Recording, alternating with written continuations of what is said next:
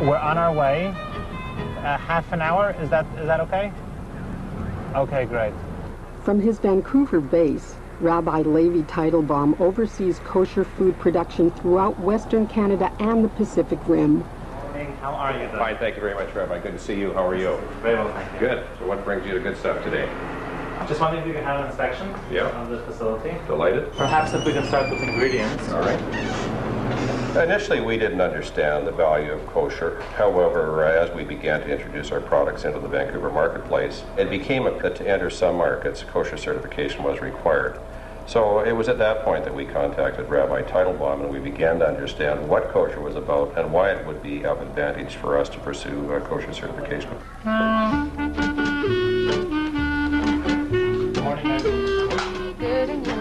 Rabbi Fagelstock, the director of BC Kosher, inquired. He was looking for a young couple to move out here, take the responsibility of BC Kosher as administrator. I need to run, so I'll just be here for a few more minutes. Okay. And then... The laws of kashrut are actually biblical laws given to us at the giving of the Torah over 3,000 years ago. The Bible has given no reason for kashrut. Give a human being the reason, they always could rationalize it. It's not important, I don't care, I could still be a good person. God didn't give us no reason. We do it because God said so. By eating kosher food, we are keeping our channel to God open, our spiritual arteries. Food is the medium which keeps body and soul together. Koshering a company is only really to facilitate the actual consumer being able to keep kosher in an easier way. We'll try and explain why some of the products are and are not and why they need kosher certification on them. So please, come along. This is an example. Sometimes one brand would and one brand would not have the symbol on it. We want to get more and more on the shelf so that we can use more of the common products that are available. The K needs further looking into to ensure that yes, there is someone that stands behind the K, not just the company. So is this a new label? It is a reprint of an existing label. I noticed there's a butter ingredient in there. So you need to know a little bit about what type of ingredients go in what type of product to know what I should be looking out for. Law, we have a separation between meat and dairy. We cannot consume both products at the same time in the same meal. Not only that, but there's even a waiting time between meat and dairy. Because of this, when a product is certified as kosher, it would fall under one of three categories. Either meat, dairy, or if it does not contain either, it would be certified as parv, or neutral, which would normally just be the actual certification, the actual BCK mark on its own.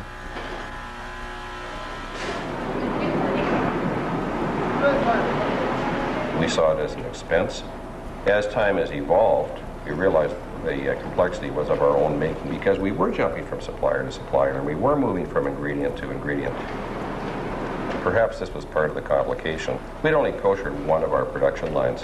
When we went back at it the second time, we koshered the entire plant, and this simplified things tremendously. Mostly at companies, we work to control. Of course, they're working towards the quality of the product, and it almost naturally falls into place with the kosher program. In fact, to this day, if we have difficulty finding an ingredient, Rabbi Teitelbaum would be in the loop immediately. He has really become part of our team. If we want to look at a new ingredient supplier, then we'll contact Rabbi Teitelbaum. He will work with that company in order to get them kosher. Hello, Rabbi. Hello. It so happened that one of our tofu suppliers was from Quebec. The ice storms shut him down. Now there's a local supplier here of tofu. Unfortunately, that local supplier was not kosher certified. Get forward one, please. So Rabbi Teitelbaum got a hold of the people in New York, so we flew in tofu in order to get us through some of our production requirements. Our local supplier saw this opportunity for his company to become kosher. Are we shopping? Oh yes, you're right. Right. Let's put together our kosher cart. Your your basmati or your different rices, the ones that are not parboiled or the ones that are not instant, the actual raw rice is kosher, is considered kosher. Do you mean too that Uncle Ben's converted rice is that? Converted rice is kosher. That's kosher? Yeah, it was worth coming, huh? Yes. With these peanuts, well, we understand that the problem is with the oil, but what makes oil kosher or not kosher? That's a very good question. If we're going to transport a product, we want to know what else that trailer has been used for in the past and what its history is, so that we can determine if the other items that have been hauled there have been kosher as well.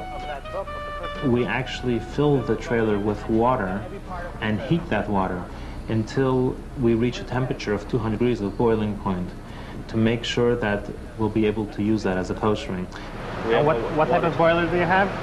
I'll show you our boiler room. We would drop a letter of certification, add it to our agreement that this number is now considered a kosher tanker, and we would put our sticker on the actual trailer so that it could be easily identifiable as a kosher one. Okay, 187 is kosher. Ready to roll. Congratulations. Okay, so this is just the raw peanut? Yes. And have these already been blanched or roasted? They're not blanched or roasted. They have been taken out the shells. Okay, so they're just shelled peanuts.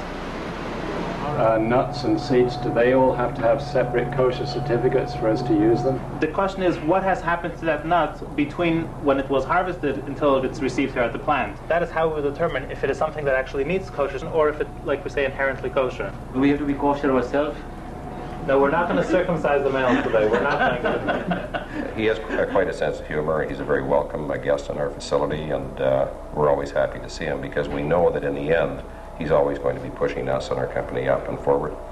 Now, the kosher market include people of different faiths, people that are Seventh-day Adventists, people that are Muslim, vegetarian, that have similar dietary laws. We come here, we go through all of your ingredients, ensuring that it doesn't pose a concern for the kosher certification.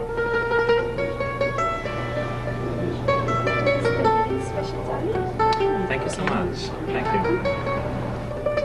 Oh, Good evening. How are you today? Very well, thank you. Please. I hope you're enjoying the different flavors. I like the way everything is so descriptive and everything is explained. It's really a beautiful thing. And it is as if there's something where there's a common thread. Similarities between the two, between Jainism and Judaism. And it always, I know every time we speak, there's always something else that comes up. Either it's a custom or something that we do in our traditions, that we're always finding parallels. Well, I should not keep you for too long. The meal is getting cold. Enjoy.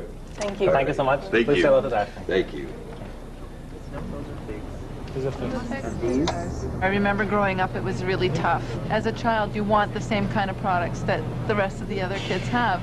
The kosher has become so much larger, and it's actually interesting, only 25% of kosher consumers are Jewish. The lay public recognized that a kosher certification on a product, it's a higher level of quality. Intuitively, they feel that there's something beneficial to have kosher.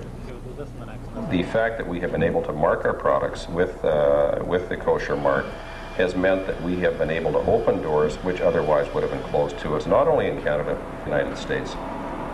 It's really beautiful when you see a company that everyone is striving for a certain goal, where you see so much of the teamwork, and that really is the heart of the company.